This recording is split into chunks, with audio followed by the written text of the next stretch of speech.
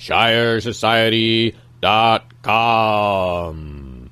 Well, I'm sitting here with Japheth from Nashua, and you've got an interesting idea. Tell me about it. Okay, well, I just was on Reddit the other day, and I saw something about cash mobs. And what a cash mob is basically a group of people in an area that have agreed to once a month they'll choose a business and they'll go and infiltrate the business, or they'll mob it with cash. And the idea is they're supporting the local business, so they go as customers, they buy whatever they want, and it's totally voluntary. There's no contract about this. It's just the idea is, they choose a business and boom, that so it's like you just put it on a calendar one day. We're all going to show up at right. X business, and then you swarm it with customers. That's a cash mob. So that got me kind of thinking about, okay, how could that apply to Bitcoin? Because I want to promote Bitcoin. So my idea is to start a club here in the Nashua area at first, anyway. Maybe also the Manchester area too. But basically, it's a club of people who have kind of sort of agreed to do the same thing, but with Bitcoins. And that would be, of course, for only businesses that would accept Bitcoins. So then you go to the businesses and you say, look, I got this mob of people who all want to spend Bitcoins at your store. Problem is you don't accept Bitcoins. So, this is what's going to happen if you do. You're going to have a wave of customers. And I'd expect, there wouldn't be any promises, no contracts here.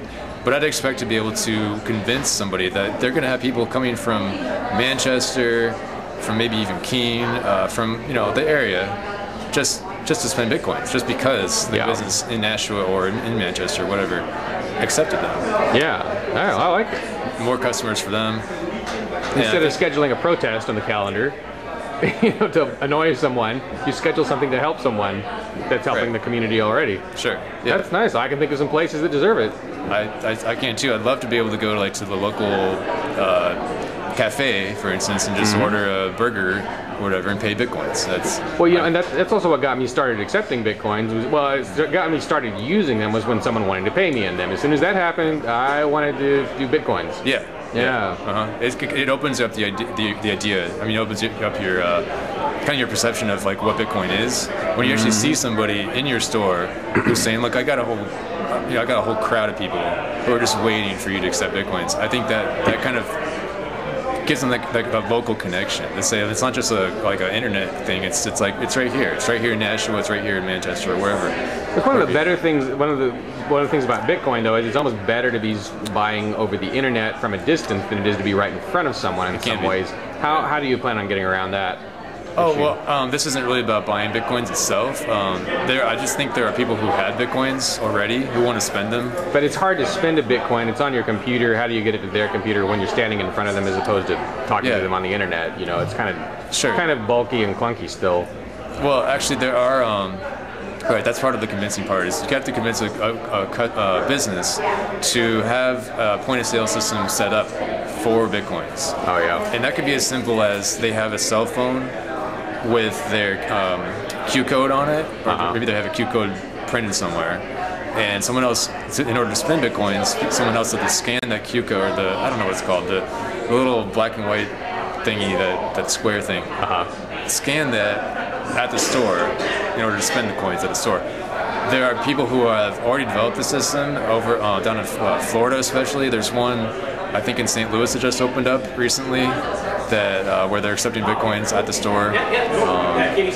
So this is actually a concept that's actually like in the real world right now. It hasn't been fleshed out to the point maybe where it's gone mainstream yet, to the point where they can mass produce these things. Yeah. But like I said, you don't actually need the whole deal where it's the whole point of sale. At the very minimum, you just need that Q code, so they can scan in the Q code, and you need some internet device to confirm that yes, those Bitcoins were sent. It can start there. It can start with something that simple, and go from there. All right. Well, good luck with it. Do you have any place people can go to find out more about what you're doing, or?